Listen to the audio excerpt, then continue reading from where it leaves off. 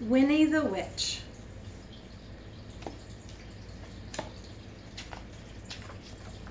Winnie the Witch by Valerie Thomas, illustrated by Corky Paul. Winnie the Witch lived in a black house in the forest. The house was black on the outside and black on the inside. The carpets were black, the chairs were black, the bed was black, and it had black sheets and black blankets. Even the bathtub was black. Winnie lived in her black house with her cat, Wilbur. He was black too, and that is how the trouble began. When Wilbur sat on a chair with his eyes open, Winnie could see him. She could see his eyes anyway.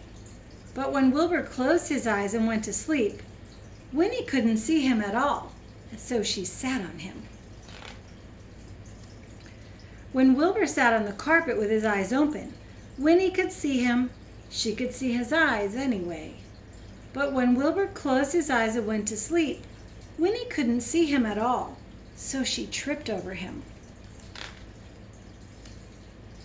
One day, after a nasty fall, Winnie decided something had to be done.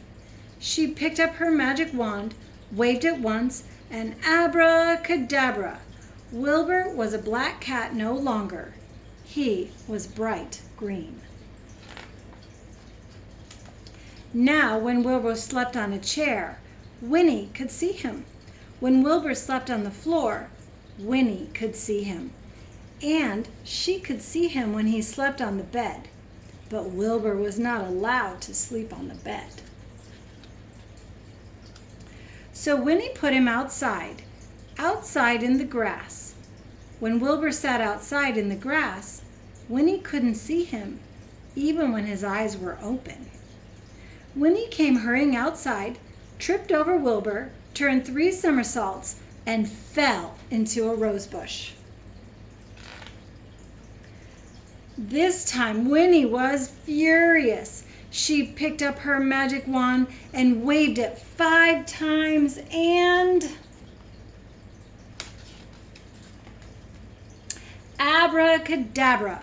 Wilbur had a red head, a yellow body, a pink tail, blue whiskers, and 4 purple legs. But his eyes were still green. Now Winnie could see Wilbur when he sat on a chair, when he lay on the carpet, when he crawled into the grass, and even when he climbed to the top of the tallest tree. Wilbur climbed to the top of the tallest tree to hide. He looked ridiculous, and he knew it. Even the birds laughed at him. Wilbur was miserable. He stayed at the top of the tree all day and all night. Next morning, Wilbur was still up the tree. Winnie was worried. She loved Wilbur and hated for him to be miserable. Then Winnie had an idea. She waved her magic wand and abracadabra! Wilbur was a black cat once more. He came down from the tree purring. Then Winnie waved her wand again and again and again. Abracadabra!